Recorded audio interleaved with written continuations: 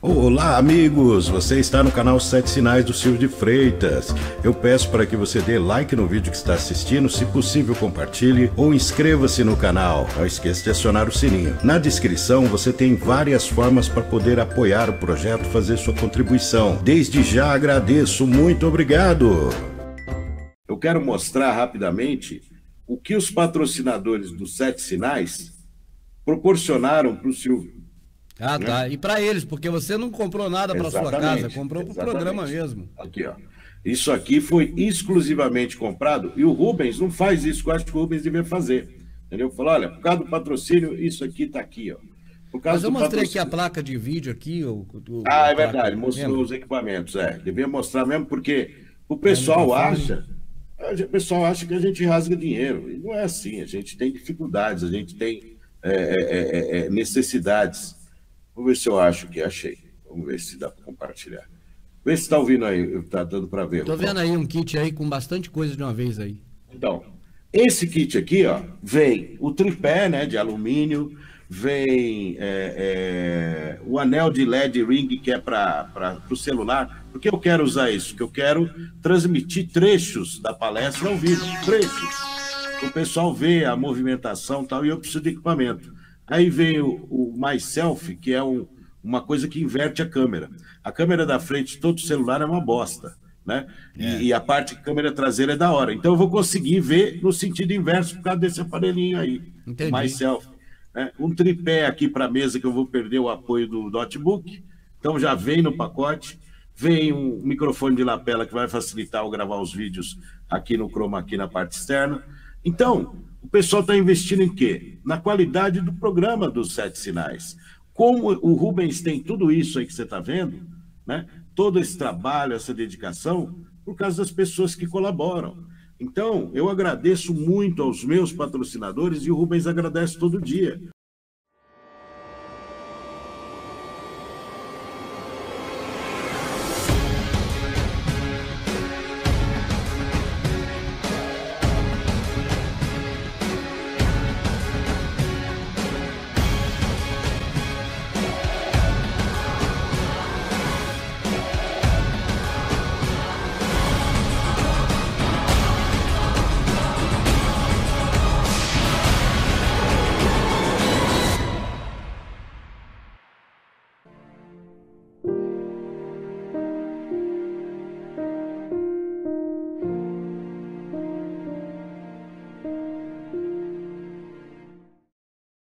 É isso aí. Entrando agora, Rubão, no desobediência civil, né? Desobediência civil é uma forma de protesto político que se opõe a alguma ordem que possui um comportamento de injustiça ou contra um governo, visto que o opressor pela desobediência é um conceito formulado originalmente por Henry David Thoreau e aplicado com sucesso por Mahatma Gandhi, por exemplo, no processo da independência da Índia, no Paquistão, por Martin Luther, no Paquistão e por Martin Luther King, na luta pelos direitos civis. Enfim, a segregação racial dos Estados Unidos, na eventualidade de um governo vigente não satisfaz as exigências de sua população, dá a você o direito de desobedecê-los, né? Lembrando que David Thoreau, que eu citei aqui, foi um ator estadunidense, poeta, naturalista, ativista, anti-imposto, crítico de desenvolvimento, crítico da ideia de desenvolvimento, pesquisador, historiador, filósofo e transcendentalista. Ele é mais conhecido pelo livro Wyden, uma reflexão sobre a vida simples cercado pela natureza. Olha só que interessante, Rubens, né? Então, Rubens, quer fazer esse primeiro comentário ou continua nos aspectos gerais? Não, vamos lá, pode mandar e continua, por favor, Silvão.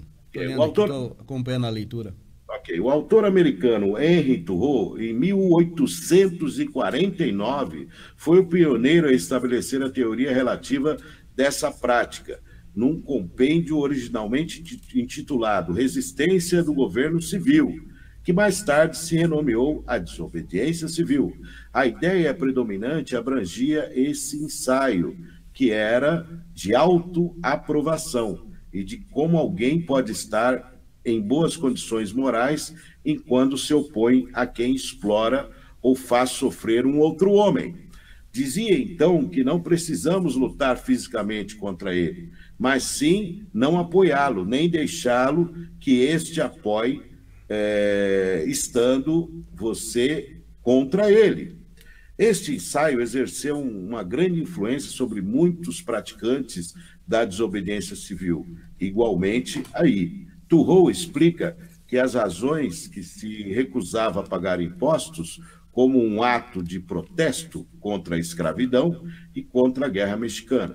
Mas antes do Turreau, existiam outros que, através das teorias próprias, mais acessórias, e outras teses principais, também realizavam atos de desobediência civil, como faz Antígona na peça grega de Sofócles. O pioneiro desse pensamento na modernidade, apenas pouco conhecido, é Etienne Laboutier, de 1530 a 1563. No seu livro Discurso da Servidão Voluntária, diz que não é preciso se rebelar contra o tirano, bastaria apenas parar de obedecê-lo. Não faça nada contra si mesmo. Boeto Etienne, no Discurso da Servidão Voluntária, tradução de Casimiro Linarte, São Paulo, Martin Claret, 2009, página 35. Também voluntário da tradução de Casimiro Lunarte, São Paulo, Martin Claret, 19, página 36. Também outros técnicos em espécies do iluminismo, do comunismo e depois do nazismo trataram de possibilidade de desobediência civil quando apresentavam suas teses acerca da formação do Estado e da submissão do povo, e a este, como já explicaram, Hobbes, Rousseau e Kant. Contudo, atribuída a Turreau a formulação do conceito como uma reação contra o Estado Leviatã de Hobbes. Turreau foi o primeiro efetivamente a tratar a conduta da desobediência civil a um governo estabelecido. O problema que não era o objeto dos teóricos de sua época. Ele também influenciou profundamente o pensamento político e as ações de personalidades notáveis como Leon Tolstói, Mahatma Gandhi, Martin Luther King, John Reeves e outros. A desobediência civil é uma tática principal dos movimentos nacionalistas das antigas colônias, da África e da Ásia, em sua luta por toda a emancipação. E o mais notável e emblemático foi Mahatma Gandhi, que usou a desobediência civil contra a dominação britânica. E Martin Luther King, líder do movimento dos direitos civis dos Estados Unidos na década de 1960, também adotou a desobediência civil, assim como os ativistas anti-guerra, que tanto durante quanto depois da Guerra do Vietnã. Passeatas e manifestações de protestos, como campanhas que ocorrem contra a invasão do Iraque, não necessariamente desobediência civil, pois muitos cidadãos dessas campanhas participaram e continuam apoiando o governo de outras formas. Desobediência civil também serviu também como uma tática de oposição polonesa contra os comunistas. Solidarność. Muitos dos que praticam a desobediência civil fazem desprovidos de crença religiosa, embora integrantes do clero frequentemente participem ou mesmo liderem ações de desobediência civil. A exemplo dos irmãos Berrigan, Daniel e Philip, padres católicos norte-americanos que foram presos várias vezes por participarem de atos de desobediência civil durante a manifestação contra a guerra. Buscando uma forma ativa de resistência, que praticam a desobediência civil escolhem deliberadamente quebrar as leis, seja formando piquetes pacíficos ou ocupando ilegalmente algum prédio. Fazem isso na expectativa de serem presos, até mesmo atacados pelas autoridades, sem esboçar resistência. Depois a gente entra no aspecto jurídico. Bom, pode ir. Beleza, Silvão. Ali não, só ouvi você, eu não li. Eu só ouvi aqui atentamente as suas colocações. Não conheci esse texto, essa palavra desobediência civil eu ouvi também da sua boca já algumas vezes, há algum tempo, mas também não conhecia. Essa prática foi utilizada ou aplicada, né, pelo que eu percebi algumas vezes, em certos períodos da história, em certos locais, por um tempo assim determinado, um tempo próprio, né? Até, por exemplo, instituir um governo, um regime, ou conseguir ganhar um espaço, como foi o caso do Martin Luther King, né? De conseguir leis em favor, principalmente dos negros. Mas eu não participo de ideias favoráveis à desobediência civil, não. Eu penso outra coisa sobre isso aí, sabe? Tipo assim, eu penso que é como falar em anarquia, cara. Anarquia seria um sistema de desmanche do governo dos reis, da monarquia. Então também eu não sou adepto de anarquia nesse sentido. Entende? Isso é igual ao comunismo. Eu também não sou adepto do comunismo no sentido dele, vamos dizer, como regime. Como já falamos isso muito tempo atrás, quando a gente fez uma live sobre comunismo. Eu vejo tudo por fora, cara. Tudo fora disso tudo. Para mim, isso tudo está dentro. Para mim, a desobediência civil ainda está dentro do sistema do mesmo jeito. E eu não me enquadro dentro desse sistema, não. Eu volto a dizer, não sou aquele ativista que incentivo, que aplico, que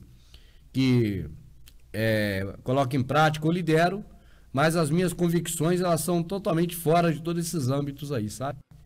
Dessas questões todas. Eu penso que a desobediência civil poderia ser implementada se ela não fosse momentânea, nem local, mas se fosse uma consciência universal de todo ser humano, dele saber que ele não precisa de ninguém acima dele para nada. Ele não tem que ter, ele tem que ter o pai e a mãe só. Tem o pai e tem a mãe, é o filho, tem o pai e tem a mãe. Então agora ele precisa de dois tutores, o pai e a mãe. Agora ele é adulto. O pai e a mãe, depois de velho, de repente vai até precisar dele. Mas ele vai precisar de outro tutor? Polícia, professor, juiz, deputado? Precisa de nada, cara. A pessoa tudo sozinho se vira e resolve sua vida. Sabe, se alguém prejudicar o outro, a própria sociedade dá um jeito de resolver e é muito mais justa do que a justiça. Eu vejo dessa forma. Eu nunca vi um nome para isso.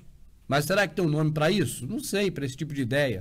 De repente se enquadra em alguma coisa, né? A ideia do Rubens nós não precisamos de ninguém acima de nós para nada. Então, como eu ia dizendo, eu não sei se existe alguma conotação já ou qualificação pré-determinada para quem tem um tipo de ideia como essa, entendeu? A ideia de que nós não devíamos pagar imposto a ninguém para nada, não deveríamos assalariar nada para poder resolver nada em nossa função, em nome de nada. Tipo assim, eu vou pagar imposto que eu quero asfalto na rua. Que asfalto na rua é o caramba? Se for o caso, na minha rua, junto os moradores, e asfalto o meu trecho, e cada um asfalte o seu. Pague para asfaltar do bolso, não precisa de prefeitura para asfaltar nada. Entendeu o que eu digo?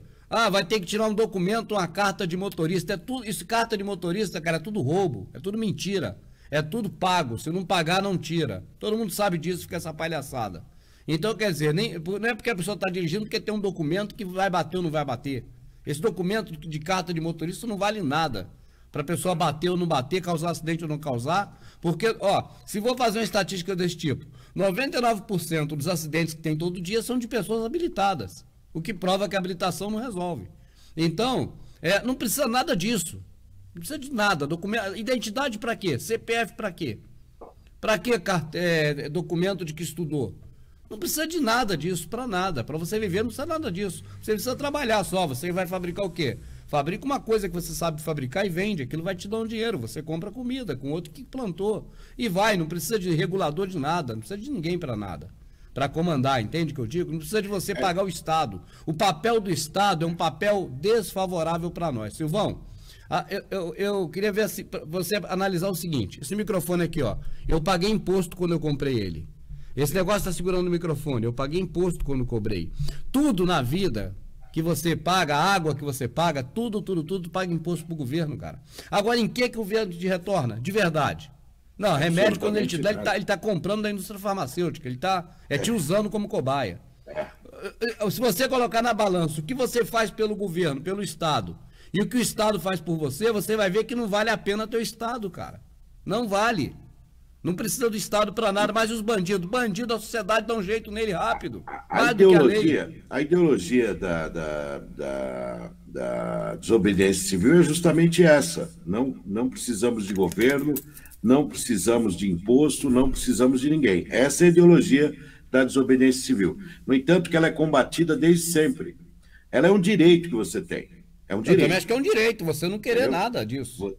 É um direito que você tem, mas ela é combatida. No entanto, que falou que o nazismo, né? O comunismo, todo mundo, a primeira coisa foi desaparecer com os livros, desaparecer com essa ideologia, porque é um direito universal.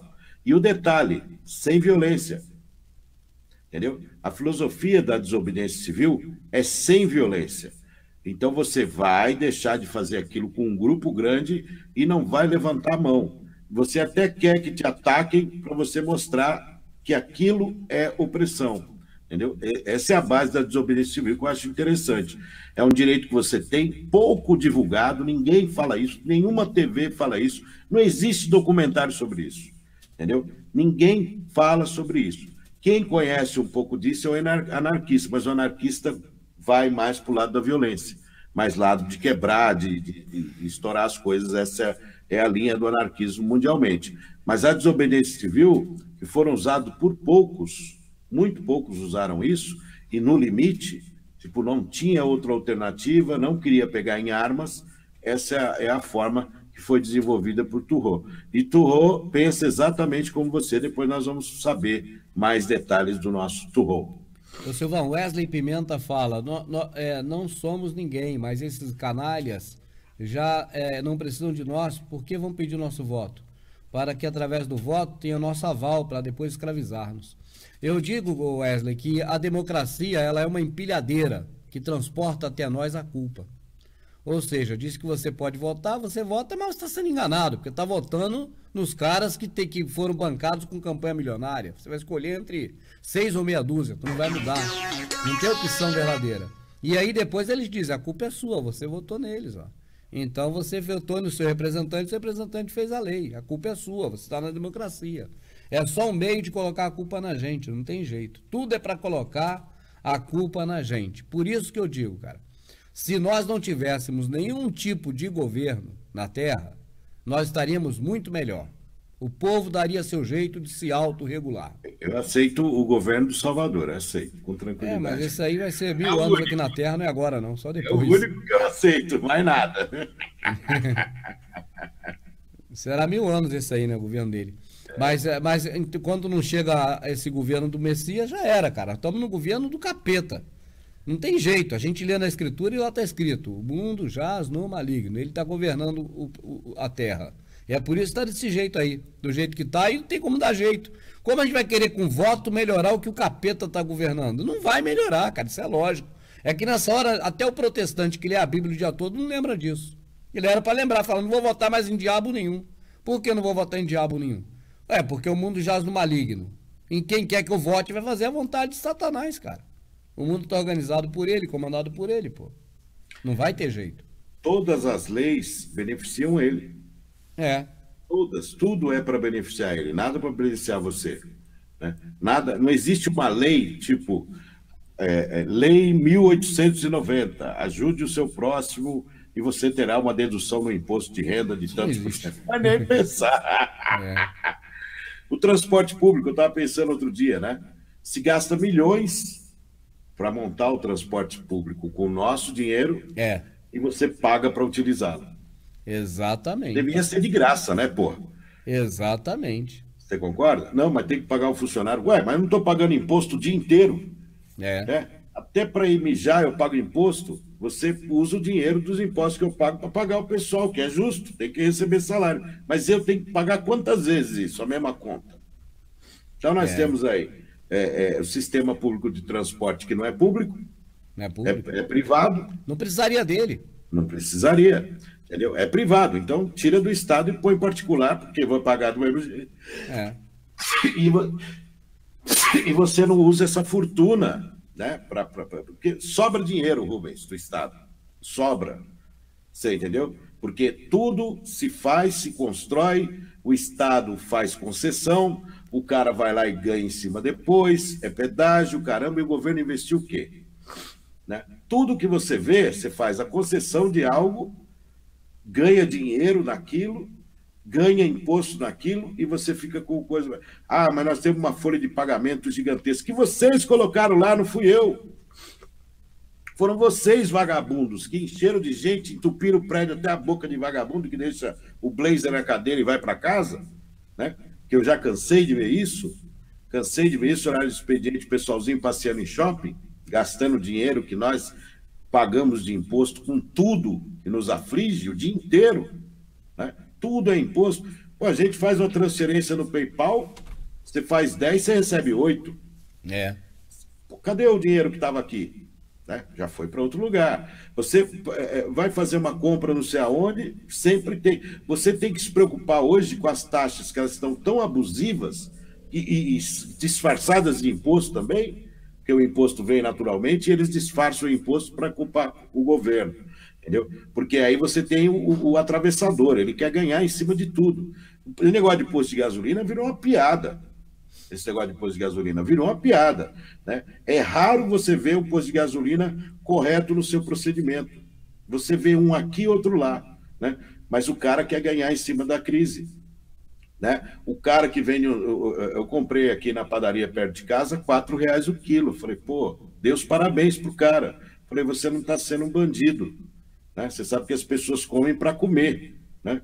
E você aproveitar do momento, ele não está fazendo isso. Conseguiu um preço bom, ele repassou isso, né? Deu os parabéns para ele. É isso que tem que fazer. Agora, no outro lugar que eu fui, estava R$ 8, o dobro. Então, o que é isso? É vagabundo querendo levar vantagem. Aquele que vendeu e aquele que vai revender. Entendeu? Um círculo vicioso de gente vagabunda que não dá mais para aguentar, Rubens. Entendeu? Quando você fala é um caso pontual, é o contrário. O honesto é o caso pontual, o resto é tudo marginal vagabundo. Entendeu? Até me criticaram por eu ter feito uma fala dessa em relação Me criticaram várias vezes, né? Não foi uma nenhuma. Em relação à minha fala em relação ao intervencionismo, que o jornalista disse que o cara é idiota, eu reforcei, coloquei mais uma meia dúzia de nome, né? Recebi um monte de crítica. Eu falei, cara, você me arruma um outro nome, porque para mim o idiota é perfeito. É um cara que não conhece a própria história, que não estudou, que não sabe, que não quer saber, tem raiva de quem sabe, né? Se você tem jornalistas pontuais falando, você vê que os assuntos que a gente trata aqui, Rubens, não é repercutido em TV nenhuma. Salvo um caso ou outro, mas não é repercutido. Por quê? Porque não interessa ao sistema. Então, nós estamos aqui nadando contra a maré. Nós estamos colocando, nossa, o Rubens foi ameaçado. Eu até ameacei ler ontem na live, mas eu achei melhor não, para não dar voz para esses vagabundos. Você entendeu? Mas é isso. Quando você fala a verdade, te ameaça a sua vida. Quando você fala a verdade, te xingam de todo nome. Agora, me contesta com ideias. Me explica, né? O Rubens falou. 5 regimes militares no Brasil. 5. Todos o povo pediu para sair. E ainda me disseram que não era ditadura, era regime militar apenas. Tentam defender algo que eles não têm ideia do que é. É a mesma coisa de pedirem o regime. Para mim, a ideia de pedir intervenção é a mesma coisa de pedir o regime nazista aqui. É a mesma coisa. Você ditadura. Você procura saber qual era a atitude do presidente em exercício na época, que a gente na escola tinha que falar que era presidente. Né? Em plena ditadura, nós tínhamos presidente, não ditador, para tu ver, né? A imposição. Sim. Mas, pô, cara, tu vai ver as leis da época, foram todas leis que o próprio presidente, vou chamar de presidente para agradar, ele ditou. Era o presidente quem ditava a lei, poxa. Então, não pode chamar ele do que quiser, cara. Não tem como. Eu vou chamar de quê? Do que eu quiser. De que alguém quiser, de quem obrigar você a chamar, você chama. Mas o cara ditava a lei. Era ato institucional que o próprio presidente estabelecia. Era ditador, pô. O cara que dita a lei, ele é ditador. É o cara que fala, a partir de hoje é assim que vai ser. É um ditador. Não tem como dizer que o cara não é ditador. Então era ditadura. Aí você procura em todos os anais da história. A ditadura de 60 a 85. Tá lá, ditadura. Né? É regime da ditadura. Ditadura militar. A história é essa, não tem como mudar. Era ditadura. Hoje a situação que nós vivemos e criticamos aqui todo domingo, o Rubens, todo dia, são reflexos dessa ditadura. São reflexos diretos. Quem construiu todos os estádios que estão aí hoje, Rubens? Foram eles. Quem construiu centenas, facilitou as centenas e centenas e centenas de botecos? Foram eles. Qual foi o governo que mais investiu no carnaval na história do Brasil? Foram eles.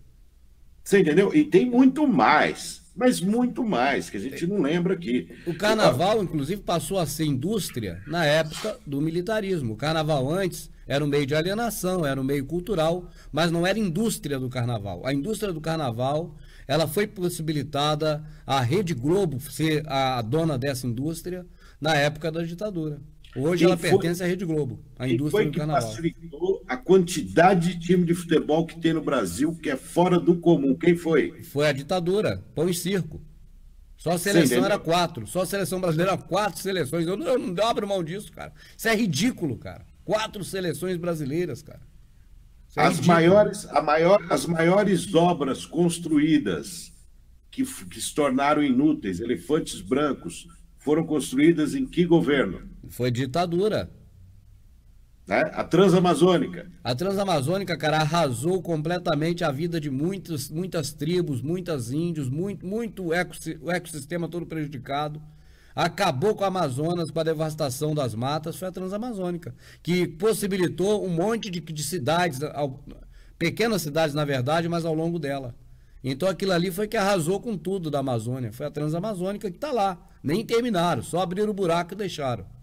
Então, eu poderia citar aqui, Rubens, a noite inteira, exemplos, né? Nós colocamos o que o pessoal pode pesquisar e verificar, né? O investimento, a Rede Globo, o SBT, Gazeta, TV Cultura, todas as TV Bandeirantes, todas as TVs que nós conhecemos, todas, inclusive a Record também, com outra característica. Todas essas TVs são concessões de que governo, Rubens? Ditadura. Né? Hoje nós reclamamos da alienação. Falar, pô, essas TVs, todos são filhotes da ditadura. Até todos. A lei, cara, que proibiu as pessoas de ter rádio e televisão da ditadura. Porque antes não tinha. Antes você queria abrir uma rádio, você podia, até porque a onda sonora, ela não tem dono, ela foi do pai que fez. Então você podia movimentar as ondas sonoras com equipamento. É livre. Agora, depois, na época da ditadura, fizeram a lei, proibindo, taxando de comunista, de pessoa que quer separar o Brasil, aquele que bota uma rádio no ar. Então a ideia deles de proibir botar rádio e TV no ar, de forma sem autorização, foi justamente para poder justificar, que não justifica, mas explica apenas, que era para a pessoa não tomar posse do país, para não fazer um levante contra eles. Mas, na verdade, acabou a ditadura e a lei eles não derrubaram, não, tá até hoje. Acho que não. Hoje, se você quer ter uma concessão de rádio, você tem que ser através da política, ou seja, se manteve o que foi conveniente. Ou seja, então, nós vivemos uma ditadura hoje. Nós vivemos uma ditadura estatal. Nós vivemos uma ditadura das leis que se mantêm lá. A nossa Constituição é um lixo. É um lixo. É uma coisa que não beneficia o brasileiro em absolutamente nada. Eu tenho o direito de permanecer calado, mas é aquela coisa de eu ser inocente até que prove o contrário, é o contrário desde a ditadura. Você é culpado, você vai ter que me provar inocência. 20 vezes. Se você sair de carro na rua, tá escado ter que provar 20 vezes, de acordo com o número do que o Estado te parar na rua para tu provar que tu tá certo. E é inconstitucional isso. E tá certo significa que não está devendo eles, sendo que o próprio país pega dinheiro com os Illuminati, com homens, com pessoas, e bota no nosso nome pra gente dever, para todo brasileiro dever. O Estado age com você ante a Constituição, porque você tem o direito de não pagar o que você não o que eles não toleram de você, você é obrigado a aceitar que eles façam em seu nome, que é dívida. Exatamente. O brasileiro não sabe os seus direitos, tanto que, se ele se recusar a pagar uma multa, né, porque ele acha que é injusto, não por malandragem, ele acha que é injusta, porque ele não havia placa, porque não havia informação, não houve obrigação do Estado te explicar o que pode e o que não pode, né? Ele não te explica, você é mudado e você não tem direito a recurso, você perde e o recurso é falso, o recurso é só para constar, o recurso é igual advogado, todo mundo tem direito a advogado, você tem advogado? Não tem, tá aqui, tem um para você, assina aí, o cara assinou, você se ferra tudo. E é assim que acontece. Do mesmo jeito, você recorre à multa, o cara que está lá para poder dizer se é ou não é, ninguém é habilitado a nada. É para dar qualquer causa lá contra você, só para dizer que você recorreu e teve uso do teu direito. É só para inglês ver, para estar escrito na lei de que tem uma democracia, que você tem recurso, porque o Estado te dá essa possibilidade. Só que o Estado te dá uma possibilidade nula. Você não vai a lugar nenhum com ela. Então, o que você fala, Rubens, a cada dia que eu me empenho aqui, eu começo a verificar, eu conversei com um advogado do bem, um cara legal, um amigo meu, falei, cara, você já viu o Estado nos oprimir dessa maneira? Ele falou, eu tenho dezenas de ações e não dá em nada. Não vai. Eu tenho dezenas de ações. O Estado se autoprotege de uma maneira nunca vista na história. O Estado, ele está tão protegido. Blindado. Eu falei, então existe a possibilidade do Estado, por exemplo, implantar um estado de sítio e a gente viver uma FEMA, ele falou, mas tá pronto. Um cara que vê a gente vez em nunca, um cara que não sabe, ele falou, hoje o Estado é o pior inimigo do cidadão de bem. Do cidadão de bem, ele falou. Quem é vagabundo, o Estado protege. Isso a gente vê falando tudo. Ah, os direitos humanos protegem o bandido, e protege mesmo. Ah, porque o Estado protege o sonegador, protege mesmo, sonegador empresa, CNPJ. Olha lá o Rubens falando que o CNPJ é a maldição. O Rubens falou isso. Porque quando ele protege o CNPJ, é em detrimento de nós. É verdade. Quando fala CNPJ, nós deixando bem claro, são as empresas internacionais, né? O CNPJ é para beneficiar elas. Sim. E o CNPJ prejudica as pequenas. Mas a pessoa física, você colocou bem, eu discordei de você, inclusive, volto atrás, eu discordei de você. O CNPJ, ele está como prioridade acima. Vamos falar da assistência médica, por exemplo. Vai lá e faz um plano de saúde para você, amadinha. Não dá, tem que ser para a empresa. Por que será? Não, porque não tem nada para ser humano mais. Ser humano ficou, ó. Então aí eu falo, puta... Processo de desumanização. O baixinho, filha da mãe, tem razão. Quer dizer, para você ter uma assistência médica particular para atender sua casa, as pessoas da sua casa, você não pode mais. Você tem que ter um CNPJ. Hoje, se você quiser vender, cara, se eu pegar minhas câmerazinhas que estão usadas e quiser vender minha câmerazinha, eu não posso. Eu vou ter que ter um CNPJ para vender minha câmera usada. Para gerar mais imposto ainda que essas câmeras já geraram até hoje, cara. Isso é ridículo, cara. E outra coisa, olha só como o sistema funciona. O Rubens não tem interesse em ter CNPJ, abre aspas, aqui ninguém está dizendo nada, mas porque você vira refém. Você é um profissional autônomo que sobrevive, né?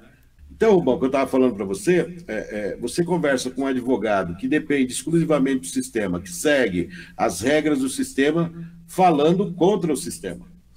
Para você ver como uma coisa está além do normal. Entendeu? Então, quando se fala em calamidade, quando se fala numa intervenção local, né? Não para a nova ordem local, mas sim para nós, e etc. e tal, o circo está pronto, o circo está armado. Né? Então, pessoas que não veriam isso estão dizendo, não, nós podemos ser detonados a qualquer tempo. Mas por que você vê isso? Porque há investimentos milionários na polícia, não para nos proteger. É para poder nos extorquir mais ainda. Exatamente, ou seja, é preparando a polícia para nos aplicar multa, preparando a polícia para se a gente se revoltar, for para a rua, a gente vai apanhar, vai ser destruído rapidamente, né? Eu vi uma cena, por exemplo, de um PM jogando spray de pimenta, havia um fogo perto e pegou fogo na pessoa. Entendeu? Pegou fogo na pessoa, porque aquele spray lá tem um produto que pega fogo, é inflamável. Então, ou seja, você ser queimado em praça pública não é crime para o Estado. Não tem consequência nenhuma, entendeu? Quando o policial mata o bandido, ele ainda sofre uma série de consequências, entre aspas. Agora, quando é o cidadão de bem, o que acontece? É que não acontece nada mesmo. Entendeu? Então, estou falando isso não para os nossos irmãos policiais, deixar claro. A gente nunca lida aqui com pessoas, a gente lida aqui com o sistema que nos oprime, não é isso, Rubens? Você pode até detalhar melhor para o pessoal entender. Sem dúvida, Silvão. O que nós percebemos ao longo dos tempos é que o Estado ele se baseia num tipo de necessidade que o povo teria da existência do Estado. Mas o Estado constituído e já, vamos dizer assim, consolidado, ele, na verdade, atua, né? É desenvolvido, é gerenciado para poder se proteger de nós e nos extorquir ao máximo. Então, eles não oferecem proteção para nós. O Estado não oferece nenhuma cobertura para nós de nada. Ele apenas nos usa para poder justificar as suas, vamos dizer assim, funcionabilidades. Até mesmo no hospital, Silvão, a Amadinha tem tratamento com a mãe dela, porque a mãe dela tem problema de doente, né? Não está sã ainda. Não. Existem programas sociais que rendem algum dinheiro, que o governo manda programa social. Então eles ficam atrás de pessoas para poder ser, vamos dizer assim, a justificativa do programa social. E eles ficam tipo assim, não vou dizer que ameaçando, que eu não vou exagerar e nem ser desleal. Mas do lado de cá, o que a gente sente? Peraí, se eu não levar lá para participar do serviço do trabalho social que eles estão pedindo, é uma horta comunitária, é uma série de yoga, qualquer porcaria, que a pessoa não está interessada em nada disso. Mas a gente percebe que se não levar, começa um tipo de cobrança que a gente fica até preocupado, depois tratar mal lá a pessoa, entende? Boicote. Entendeu o que eu tô falando? Então, mas o que acontece? Esses programas sociais, nós não pedimos isso, a gente não quer isso. Mas é que vem grana para eles disso, então eles precisam colocar pessoas... Encher linguiça. Encher linguiça disso. Aí fica... Então, tudo que o Estado faz, na verdade, não é para nós somos apenas um detalhe. Eles ficam doidos pro Silvio ir lá pedir um remédio lá para espirro. Para quê? Para pegar aquele remédio que a fábrica vendeu para eles, a indústria farmacêutica, e dar razão, né? Do remédio ter sido comprado, que é entregar para o Silvio. Então o Silvio é só um detalhe, é só uma cobaia para pegar aquelas porcarias lá e tomar aquilo tudo que é tudo droga. Assim, Silvio, é tudo. O governo não quer de maneira nenhuma fazer nada em benefício do cidadão. O Estado não quer. O Estado existe para nos extorquir de todo jeito, nos punir de todo jeito, nos taxar de todo jeito e se proteger de nós. Sempre se proteger de nós. E não proteger a gente de nada. Nós não somos protegidos de nada, cara. Nada. A maior coincidência do mundo é um carro estar sendo roubado e passar um carro da polícia e esse carro parar para dar uma coincidência. Isso é uma coincidência enorme. Aconteceu uma coisa dessa. Porque na maioria dos casos nem para. E se você solicitar a polícia faz como que se não estivesse vendo. Esse dia eu estava vendo uma matéria de fora sobre São Paulo.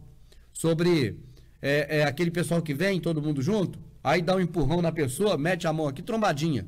Um dá um empurrão, outro mete a mão na carteira e já passa para outro. Aí a reportagem estava mostrando que mesmo a polícia perto, o cara vai lá, é roubado, e vai acionar a polícia ali do lado, e a polícia diz que não tem como coisar, não pode fazer nada. Exatamente. Por que a polícia está ali? A polícia está ali para não deixar ninguém botar uma mercadoria no chão e vender. Ali na Santa Efigênia, ali no viaduto. Para não correr com as lojas que pagam impostos, é só isso. Eu não sei nem se é para concorrer com a loja que paga imposto, não, porque se fosse seria justo, Silvão. Eu acho que é para poder não deixar o povo trabalhar mesmo, cara. Não, é os dois, Rubens, porque é o seguinte, o comerciante, Rubens, ele fala, esse pessoal empata a entrada da minha loja, esse pessoal Silvão, cria confusão, Silvão, esse pessoal suja, eu não me interesso, eu pago imposto. Mas agora que tá lá, deixa eu te falar uma coisa. No Shopping 25 de março, ninguém paga imposto não, meu filho. Ali o esquema de grana ali é altíssimo. Eu conheço um monte de gente de lá. Chinês. Então, ali na região toda da 25, uma boa parte ali daquelas galerias, não estou generalizando 25, uma boa parte ali, aqueles shoppings grandes mesmo, ninguém paga nada, é tudo propina. Esquema de propina. Então, essa desculpa de que é para proteger quem paga... Não, as lojinhas da 25 pagam impostos. Não, eu só não estou discutindo, mas estou dizendo. Aquele esquema grande que tem ali... Galeria Pajé, Shopping da 25, Shopping não sei o que da Renata lá. Todos eles eu sei que é esquema e vira e mexe, derrubam a casa deles, porque eu acho que ele deixou de pagar alguma coisa, e depois volta tudo normal. No entanto... Não volta ao normal, não. Volta como é. Não, normal é a sacanagem, né? O esquema. No entanto que esse chinês, que vira e mexe está na mídia aí, vira e mexe vai preso, ele é um dos maiores investidores de vários políticos daqui de São Paulo. Vários. Aí quando o cerco aperta, ele ativa os políticos. Os políticos entram em cena e ali vai passando... pede para a imprensa não falar mais nada e tal, não mexe com o cara, deixa o cara, o cara sumiu. Ninguém mais sabe quem é e ele continua faturando. Enquanto aquele chinês trabalha certinho, tinha um chinês lá que eu comprava coisa dele na 25, desde a época do começo do leilão, Ele desistiu de ficar no Brasil de tanto que os policiais roubavam as mercadorias dele. Ele pagava propina para a Polícia Civil e pagava propina para a PM. Né? Segundo ele, eu não estou dizendo que é verdade, ele dizia isso. Então, pagava propina. De repente, os caras querem dobrar a propina. Era 10 mil, eles querem 20. Falou, cara, se eu te der 20 mil, eu vou quebrar. Então, eles arrebentavam a porta dele, do depósito dele, e pegavam uma tonelada de mercadoria com combis chegando e enchendo de mercadoria. O cara pegou e foi embora para a China. Ele falou, nunca viu um negócio desse. Não aguentou mais, né? Não voltou mais. E eram os que trabalhavam direitinho, sabe? Os caras que trabalhavam bonitinho. Quem trabalha direito no Brasil é excluído. Quem trabalha na malandragem, na canalice, é adicionado, é parceiro, é irmão, é tudo. O canalha se dá bem no Brasil e vem de fora. Estamos importando canalha, estamos importando traficante, estamos importando gente da Bolívia para trabalhar como escravo aqui, escravidão existe. Estamos fazendo tráfico de pessoas para cá, para Deus sabe o quê. Aqui, o Brasil virou... Eu acho que sempre foi, Rubens, e a gente não sabe. Eu acho que sempre foi. Então, quando eu falo que eu tenho vergonha de ser brasileiro, é por causa dessas coisas. Eu adoro o meu país. Mas as pessoas que estão aqui, cara, estão cada vez mais difíceis de aturar. Vamos ler. Frases e trechos do livro Desobediência Civil, de Henry Thoreau. O governo é uma conveniência pela qual os homens conseguem, de bom grado, deixar-se em paz uns aos outros. E, como já disse, quanto mais conveniente ele for, tanto mais deixará em paz os seus governos. Ou seja, o que queria dizer, Rubens? Que se o governo fizer a sua parte, o povo vai ficar lá na dele, vai trabalhar, vai produzir, que não é o caso que a gente vive hoje, né, Rubens? É verdade, Silvão. O que nós vivemos hoje é o Estado pressionando, colocando cada vez mais peso nas costas do povo, carga tributária cada vez mais alta e castigo para quando o cara não consegue. Imagina você ver um fazendeiro, cara, fazendo algo assim com um burrinho. Você não vai gostar de ver. Não. O fazendeiro colocando sacas de café nas costas do burrinho, o burrinho não aguentando mais carregar e o fazendeiro dando chibatada no burrinho. Qualquer pessoa que vê uma coisa dessa vai ficar contra o fazendeiro. Esse fazendeiro é o governo, o burrinho somos nós, cara. Nós não aguentamos mais tanta carga no nosso lombo e eles nos dão chibatadas, castigos, penalidades, por não conseguirmos carregar estas cargas pesadas que eles colocam. Então você não pode ser a favor de uma coisa dessa, Silvão. Não tem como o povo ser a favor do sistema. O povo obedece ao sistema porque senão ele vai preso. Não tem jeito, tem que obedecer. Mas se fosse por livre e espontânea vontade, o povo nem votaria. Quanto mais obedecer o governo. Entende? Agora, é muita idiotice, na minha visão, as pessoas obedecerem o sistema. Quando o sistema manda as pessoas, por exemplo, comprar ovo de Páscoa, o povo tudo vai comprar. Quando manda comprar peixe na Semana Santa, o povo tudo vai comprar.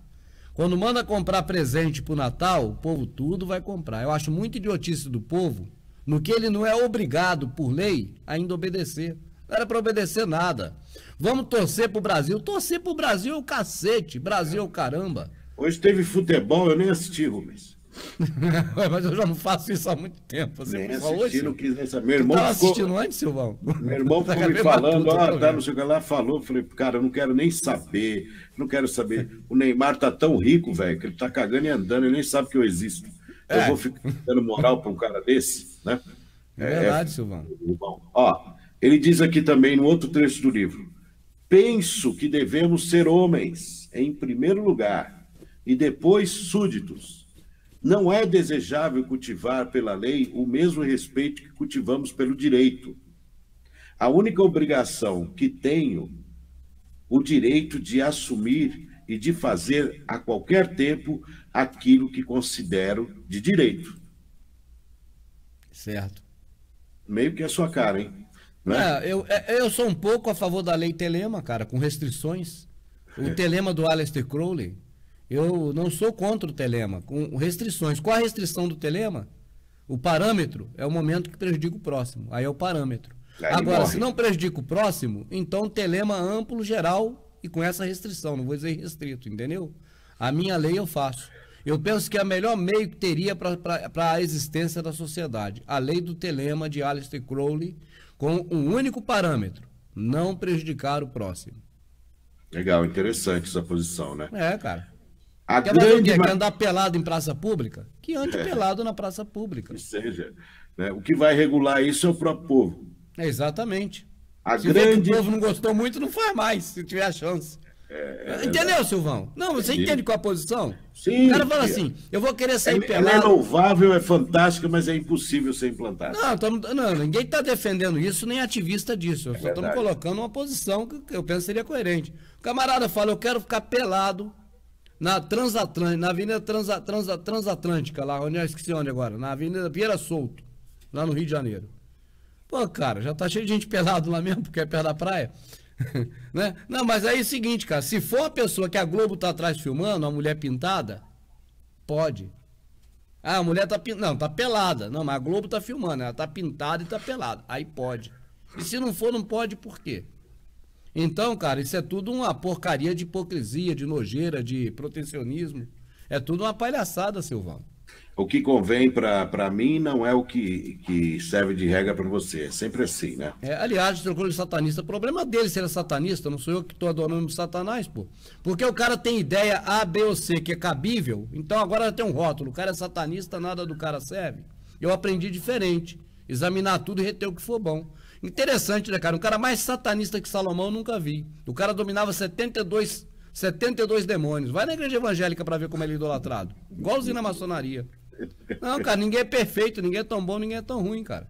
Não é porque, igual o pessoal falava de mim, pô, você fica falando David Icke é nova era. Mas o problema é do cara se ele é nova era, pô, mas o que ele fala de interessante. A grande maioria dos homens serve o Estado desse modo. Não como homens propriamente, mas como máquinas com os seus corpos.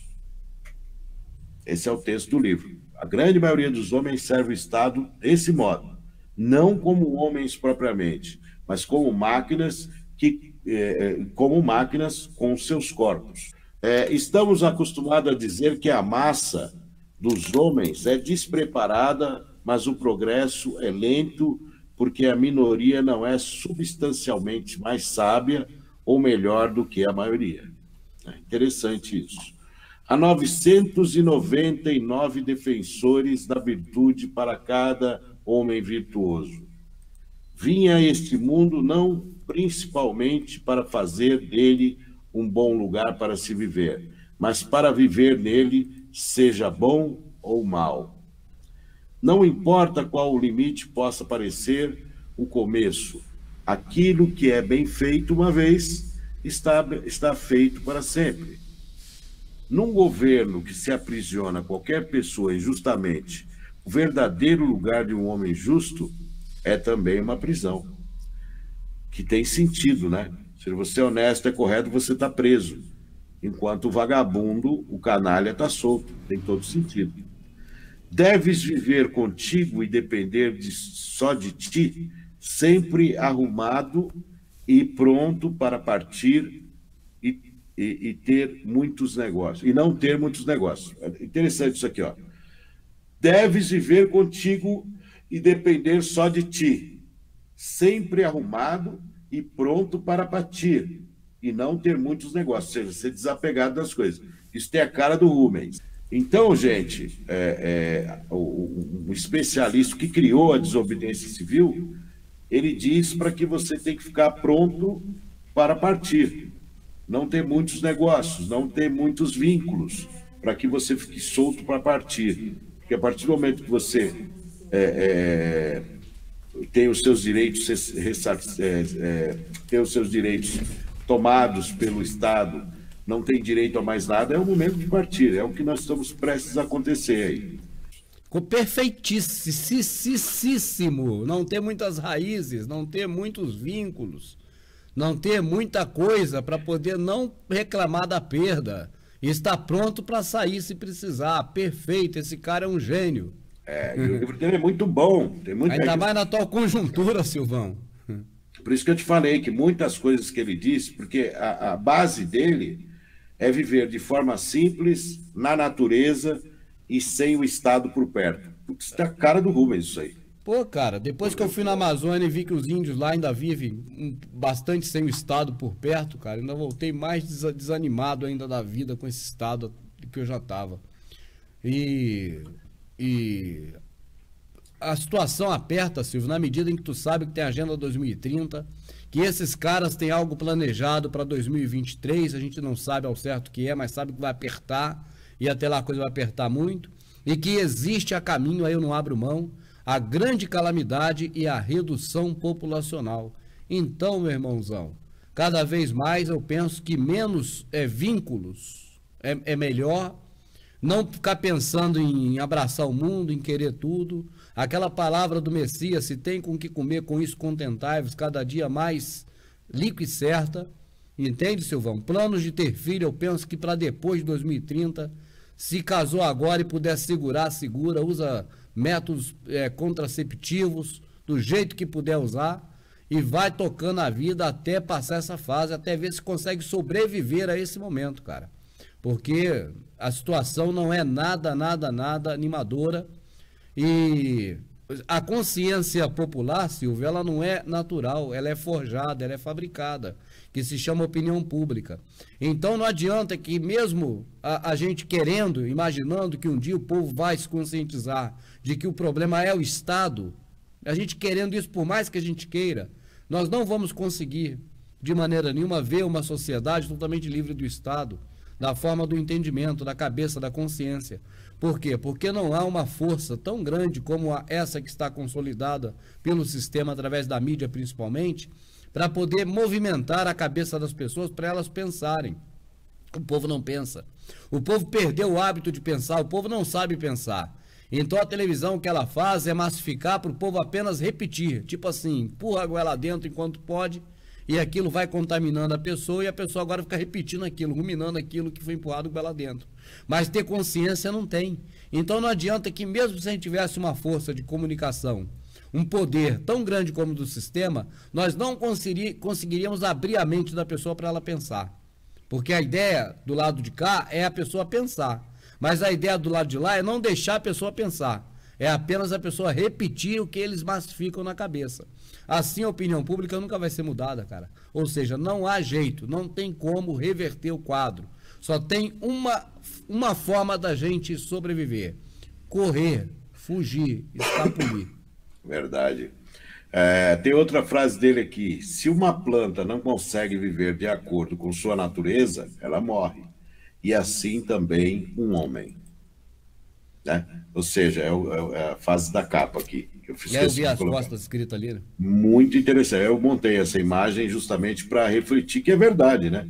Se uma planta estiver totalmente fora da sua condição de vida, que é o que acontece com nós hoje, por exemplo, nós temos a possibilidade imediatista de nos tornarmos um morador de rua se a gente vacilar. O Estado nos cerca ao ponto... Quantas vezes você vê uma pessoa humilde que fez um negócio de maneira errada, não soube fazer e perde a sua casa? No dia para o outro, se não tem parente, está vivendo na rua. Ou se a pessoa tem um problema de saúde, um vício qualquer, no dia seguinte está na rua. Ou seja, o Estado está pronto ali para te acabar de pisar na sua cabeça, como foi o caso dos prédios, como foi o caso das três crianças que eu citei. Agora, para a gente, caminhando para o fim aqui, eu vou ler quem foi Henry David Thoreau. Nasceu em 1817, morreu em 1862. Foi um filósofo, naturalista, poeta, estadunidense, caminhante solitário e defensor da natureza.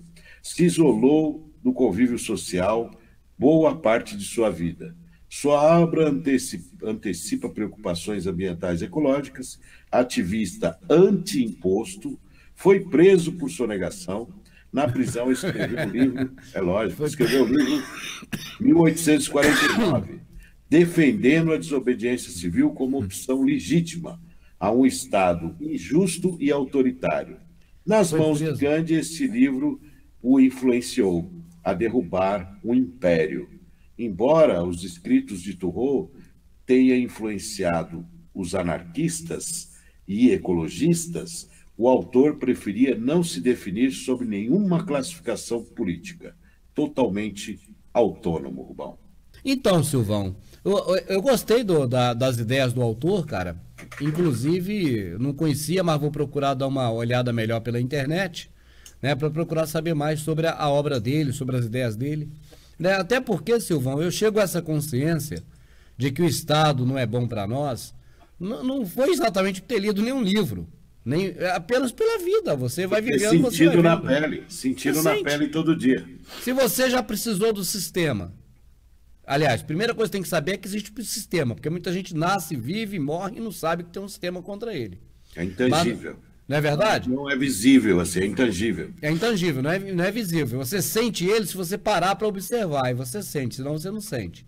Agora, a partir do momento que a pessoa sabe, peraí, tem uma coisa errada, tem um sistema organizado aí que está do outro lado, não está do meu lado. Bom, posso te dar um exemplozinho para você moer? Beleza. Por exemplo, rapidinho. Você tem um carro, você acha que o carro é seu, óbvio. É. Né? Aí você fala, eu vou vender o meu carro, que é meu, que eu comprei com o meu dinheiro. Não é isso? Mas você tem que pagar uma série de taxas para poder vender seu carro. Você tem que ir no cartório, né, para poder passar o documento. Você tem que fazer uma revisão no carro antes de vender. Você tem que fazer um monte de coisa. E aí você percebe que o carro não é seu. E se tiver devendo alguma coisa porque você sem querer foi multado de alguma merda, você tem que pagar antes para poder, né? E se não pagou a anuidade do carro, do IPVA, licença e mais um monte de porcaria, tem que pagar aquilo tudo. Então, isso é um exemplo claro de que o Estado está em tudo que você mexe. Então, ele deixa de ser ele deixa de ser invisível e passa a ser visível aí, como Então. Ladrão, para te extorquir, para te roubar cada centavo. Por isso que um carro que custa uma fortuna absurda, velho, porque o Estado está enfiado no parafuso, no volante, no rádio que você ouve, tá em tudo, ele está em tudo. E ele te rouba, ele te desvia. E o seu dinheiro, que teoricamente você teria, ele se desvaneia, ele vai ficando pequeno, e a pessoa, quando vende carro, não consegue comprar outro superior, porque o dinheiro já não vale mais nada, porque o Estado te tomou tudo que ele podia. Exatamente. Aí o que acontece, Silvão, é que quando a pessoa percebe que de um lado tem ele, com os entes queridos que ele defende, e do outro lado tem o Estado, ele já passa a prestar atenção nisso. Na existência de um dragão que nunca está com a barriga cheia, está sempre querendo mais, que é o Estado. Aí, logicamente, que se ele se aprofundar nessa tese, nessa teoria, ele não precisa ter lido em livro em lugar nenhum. Ele vai perceber, cara, que até hoje, ao longo da vida dele, o Estado muito mais prejudicou do que ajudou. Ele vai pensar, o Estado é útil para quê para mim? Por causa da polícia, porque a polícia vai me proteger. Mas qual o dia que a polícia protegeu? Mas qual o dia que ela te atrapalhou teu ir e vir? Mas é bom para mim porque tem a causa na justiça. Quem é que diz que a causa na justiça é dada para o lado justo? Pode até ser uma coincidência de um dia ser dado, mas na maioria das vezes, há um ditado popular, bumbum de criança e cabeça de juiz, ninguém sabe o que vai sair. Né? Quer dizer, significa o quê? Nada é garantido. Né? Não se segue a lei e a regra, se segue o egocentrismo de um homem comum que pode decidir para a esquerda como para a direita. Aí você pensa, não, então agora eu vou requerer minha aposentadoria, então vou depender do INSS. Tá ferrado, vou depender da Receita, tá ferrado, vou depender do cartório, tá ferrado, meu irmão. Vou depender de tirar um documento lá para pagar o IPTU. Vai ralar igual doido na prefeitura aqui, dali, pagando propina para todo mundo e no final talvez nem consiga. Não consegue nada em lugar nenhum. Então nessa hora que a gente vai saber se o Estado está a favor da gente ou não e vai ver quão nocivo é o Estado e o que ele te garante, que não te garante nada. Para que ele serve? Para nada. O aposentado passa por um perrengue tão grande para conseguir sua aposentadoria, provando documentos, olerites, datas, horários, um mundo de coisa. E a Previdência é justamente o que tem mais falcatrua. Ou seja, tem muito mais gente recebendo que não tem nada a ver, gente morta recebendo, e aquele que realmente precisa não recebe porra nenhuma. Porque esses que tiveram facilidade para fraudar, fraudaram e recebem. Agora, o que é legítimo, não consegue provar que é legítimo. É aí porque que não você tem mais vê... nada para ele receber, agora tem que dificultar para esse. É aí que você vê a ineficiência do Estado, que o Estado está ali para suprir aqueles que não prestam, o Estado está ali... Vamos voltando no início da live. 300 pessoas morando na Praça Paissandu, nesse frio. Nós que temos casa e o caramba estamos morrendo aqui doentes. Imagina essas pessoas no meio da rua, Rubão. É o fim do mundo, cara. Isso me irrita profundamente, né? E o me impressiona é a frieza das... Tem gente que está levando comida lá, não vou ser injusto, tem gente que está ajudando, tem gente que se preocupa, que é uma minoria absurda. Mas as 3 crianças que morreram, Rubão, queimadas, quem é que vai repor essas vidas aí? Porque são pessoas que não tinham... Porque eles são pretinhos? Pretinhos não merecem a nossa atenção? Pretinhos não merecem que o Estado tenha um olho, porque... que culpa tem a criança, Rubens? Entendeu? É um país de merda isso aqui é um Estado de merda, são políticos da pior espécie possível, são pessoas que são os cães demônio mesmo, que vêm do meio do inferno para administrar as pessoas. Cara, um lixo da humanidade, cara. Tá realmente... Eu perdi totalmente a esperança na humanidade. Eu acho que nós estamos realmente... Jaz do maligno é pouco. Nós estamos com o maligno inteiro na nossa cara, com a bunda gorda e grande na nossa cara. Peidando ainda, peidando fedido na nossa cara. Então, a gente não fala de odores? A gente não fala de odores? Então, nós estamos peidando na nossa cara, velho. O tempo inteiro. Tá nojento o negócio, viu? É isso aí, Rubão. Estamos caminhando para o fim, literalmente, Rubão. Você fala isso sempre no final. O amigo da palestra falou, cara, eu estava assistindo você lá, até minha mulher tomou um susto, que você falou que você estava indo para o saco, soltei a gargalhada, minha esposa quase teve um ataque cardíaco. Me contando da palestra, foi sério, acho que foi. Cara, ele disse que dá muita risada com a gente, com as coisas que a gente fala aqui, solta espontaneamente. Não é a intenção, mas que nós vamos para o saco, nós vamos. Isso é indiscutível. É isso aí, gente. Muito obrigado pela força, obrigado pela audiência. Eu sei que a gente vem numa batida gigante aí, né? Uma onda que nós chegamos a ficar semanas aí entre os 30, né, maiores do Em Alta, então só agradecer, só que a gente não vai trabalhar com polêmica para conseguir audiência a qualquer preço. No entanto, que eu e o Rubens conversamos, chega, acabou, tá bom, já colocamos nossa opinião, mas ficamos muito felizes de pessoas de alto nível cultural avalizando nossa fala aqui. Mas, na verdade, Silvão, nós não criamos polêmica, nós defendemos a razão, tanto é que lógica, no final todo mundo viu que a gente falou era verdade, não era para se preocupar em abastecer nada, exatamente. Não era para se preocupar em comprar comida nenhuma, e nem é, porque o pessoal está falando que vai ter crise ainda, que vai ter ainda greve. Então, ainda alimentando isso, mas estão alimentando ainda. O pessoal parece que aquele filme de terror, quando o monstro já morreu, já ficou agora só o esqueleto do monstro, eles estão achando que o monstro vai levantar ainda. O problema é quando você prega algo que vai fazer mal pro próximo. Aqui você não vai ver isso nunca, entendeu? E é o que eles fazem, entendeu? Eles não querem saber, não tem escrúpulos. Não tem. Um cara que fala sobre uma coisa que é proibida, é inconstitucional, ele está dirigindo você para o erro. Ele pode levar você para a cadeia. Então, fazendo a pessoa cometer um erro qualquer. Um crime, erro qualquer não, um crime de ir para a cadeia, se vacilar. Né? Porque é anticonstitucional você pleitear o golpe. Então, você nunca vai ver isso aqui no Verdade Oculta, nunca.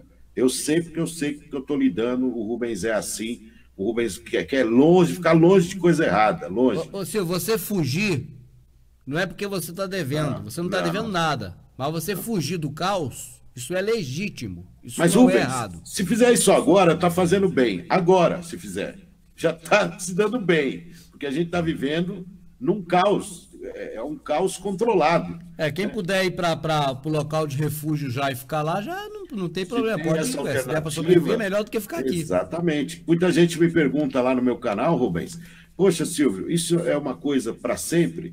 Falei, para sempre. Você sair daqui, você vai voltar para a cidade para ver um monte de cadáver, ou para dar de frente com um robô, ou dar de frente com um monte de gente com arma da FEMA. Não, você tem que fugir e morrer lá. Entendeu? Mas Que você pode vejo... se aproximar de quando tiver a calmaria de alguns centros para pegar alguma coisa, e com muita cautela, mas o ideal é você ficar isolado o resto da vida. O planejamento do Rubens é 10 anos só. Eu penso que 10 anos as coisas já estabilizam. Mas a gente conversa sobre isso outra hora. Tá bom, Rubens, muito obrigado. Boa noite, pessoal. Muito obrigado. Boa noite, Rubens. Boa semana para você. Tchau. Querido. Tchau, gente.